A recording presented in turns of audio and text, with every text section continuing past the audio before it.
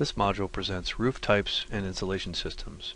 We'll take a look at standard roof frames and how they're built, and also some specialty roof frames, including those made for expanded polystyrene insulation and roof frames intended to provide radiant barriers.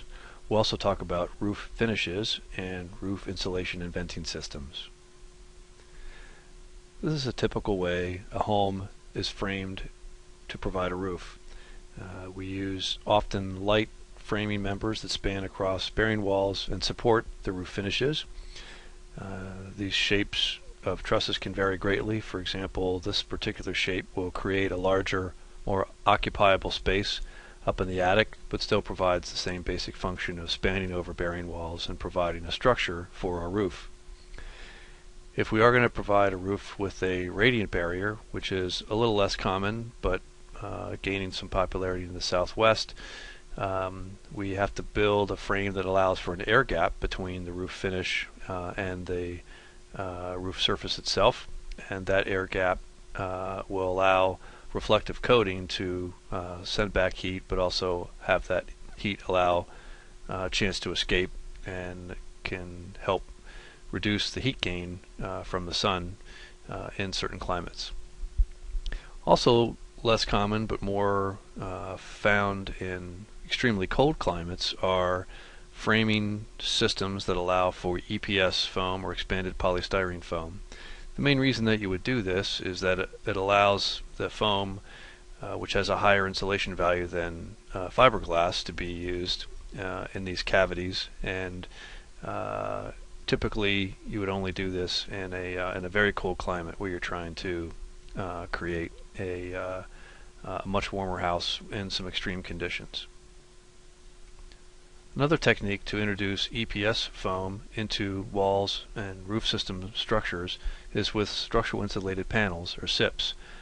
These are built in a factory and have structural properties. The walls can carry the load of the roof, and the roof elements can span over openings, and they can produce a very good quality insulating home with low infiltration because of the lack of gaps in between the framing members. Let's take a look at roof finishes. We'll view very common composite shingles, wood shakes, metal roof systems, clay tile, concrete tile, and tar and gravel. Composite shingles, or also called asphalt shingles, are very inexpensive and common. They are made of an asphalt impregnated paper or fiberglass and come in many different types of colors. Over time they deteriorate, and on the picture on the right you can see the beginning of deterioration that could mean that there's a potential roof leak, and that leaky roof would be damaging the insulation in the attic, or potentially even damaging the structure. So spotting deteriorating roof would be an important thing to look out for. Metal roofing is less common, but it's very durable, low maintenance, and fire resistant. It usually comes in colors and painted in the factory, and while it's more expensive than composite shingles, it does have some significant advantages. Older metal roofs are commonly known to get very hot and contribute to some higher heating and cooling bills, but newer systems are gaining in popularity mainly because of their durability and their attributes of being fire resistant in regions where wildfires are common. Wood shake, typically cedar shake shingles, is a very attractive roof. It's a traditional choice, especially in the Northeast, when we built homes completely out of wood for long periods of time. Requires maintenance, and if it's allowed to get wet or be under shade, for example, moss can grow on these because of the water retained and begin to discolor and separate and damage the shingles. So these are considered a high-end and high-maintenance type of roof, but they're very attractive. Clay tiles are common in the Southwest, mainly for their architectural value, but they also possess a lot of mass, and that can be helpful in those regions to absorb some of the radiant heat from the sun and mitigate the heat gain during the day. Another alternative high mass roof is concrete tile. This is also possesses a lot of mass and very durable. Both clay and concrete tiles also very fire resistant, and a good choice if you're in a region that is prone to wildfires. On some occasions, roofs are framed with a very low slope and considered to be flat for all intents and purposes. And in this case, a tar and gravel system is typically used in residential situations. Newer systems of single membranes are gradually replacing these tar and gravel roofs because they're easier to install and they last a little bit longer. Let's talk about an important concept about venting attic spaces, and this relates to both how the roof is framed but also some important topics of attic insulation that we're going to get to. But we vent our attics when we have an unconditioned attic space. In other words, it's outside the thermal barrier, and if we don't vent that space, it can get very hot. So what we try to do is create opportunities for venting that space, because the heat buildup could damage the roof, and also that hot attic can make it harder to cool a home in the summertime. The way that we do this typically is by allowing air to enter at the soffit of the house, which is the name for that location by the roof overhang, and the air will pass in and rise because of the natural convection current created, and escape from a ridge vent or another vent. Over the garage, where we don't have a ridge, we will still let the air enter the attic space over the garage through the soffit, and then exit through another type of vent that in this case would be located in the middle of the roof. One of the things that's important to keep in mind to allow an unconditioned attic to be properly ventilated is this detail at the soffit. So it's very important that we don't block that passage of air with the insulation that we put in our attic. So this is an example of some improperly placed insulation where the pink fiberglass was pushed all the way to the edge of the roof and blocked the passage of air into the attic. This is how it should be, where a little space is allowed to allow that air to enter the soffit up into the attic space.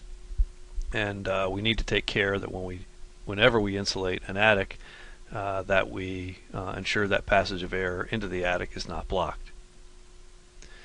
So this is a picture of the couple soffit conditions. So this is that roof overhang, and these small vents, which you may never have noticed, are there to allow this air to enter the attic space and provide for a good vented unconditioned attic.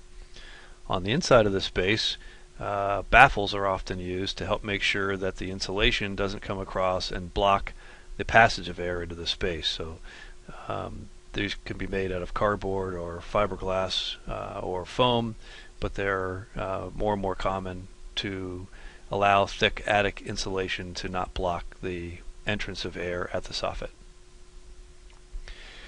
As that air leaves the roof, it could be through a ridge vent, which we saw in the diagram. This is what it looks like on top of the roof. It's installed as a cap that allows venting out the sides, and shingles can be put on top of it so you can barely see it from the ground, but it's a very effective job at venting that attic space. Other ways to do it, for example, at the garage location we were talking about, would be a box vent or a turtle vent like this, which is flashed into the roof so that it doesn't leak water but allows air to escape. Here's another example of a vent framed as a small dormer, or vents provided at the gable of homes. And you may have seen these as you look at homes but never realized what they were for. Hopefully now that makes sense. So let's take a look at some insulation conditions at attics. This is an example of an attic that doesn't have any insulation. So this is something you definitely want to address, but very rare in new homes due to improved building codes. But in some cases you might come across an old home that doesn't have any insulation in the attic at all, and boy, we're sure going to try to get a homeowner to do something about that. The most common form of attic insulation is fiberglass bat that's laid out in between the framing members, and you've probably seen this in your own attic or other attics. It's becoming more common to use different types of loose fill insulation. that is blown into place. Some of these materials are made out of fiberglass. Also recycled paper is popular, or different types of foam.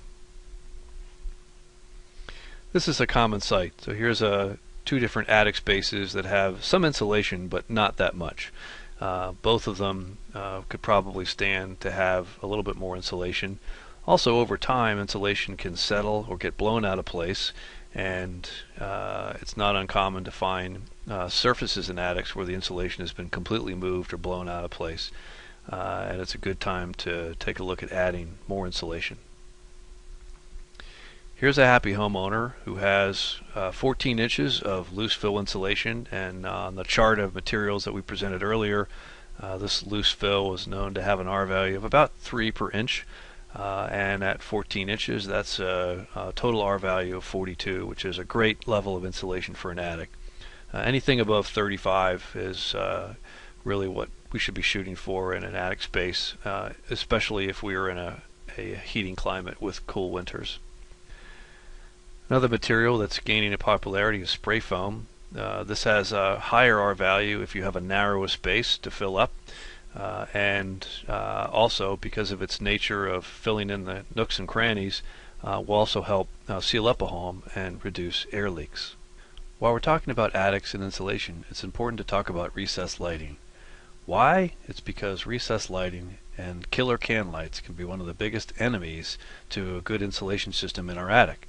And the reason for this is that recessed lighting, when installed in a ceiling, typically includes a can like this in the framing system to support the light. But what can happen is that recessed can create a hole in our insulation system. So if you look at what this looks like up in the attic, it might look like this, where insulation has been pulled back away from the light, and this is typically according to the instructions that came with the light, requiring that space is kept between the light and insulation to avoid it from getting overheated, which could damage the light or even cause a fire. If you looked at this condition with a infrared heat camera, it would look something like this, where the very big cold spot exists above the recessed light, meaning we're losing quite a lot of heat through that hole penetrating through our attic insulation. This is actually a problem that's fairly easy to fix. There are simple protective covers that can be purchased to place over top of the light that still allow for an air gap around the light, but also protect it from the loose insulation and allow you to stack the insulation up very high over the light. Alternatively, you can actually make a simple protective cover for recessed can light with foam insulation and a little bit of tape and glue. And this is a great example of a simple recommendation that can provide a homeowner some significant savings without a very big investment at all.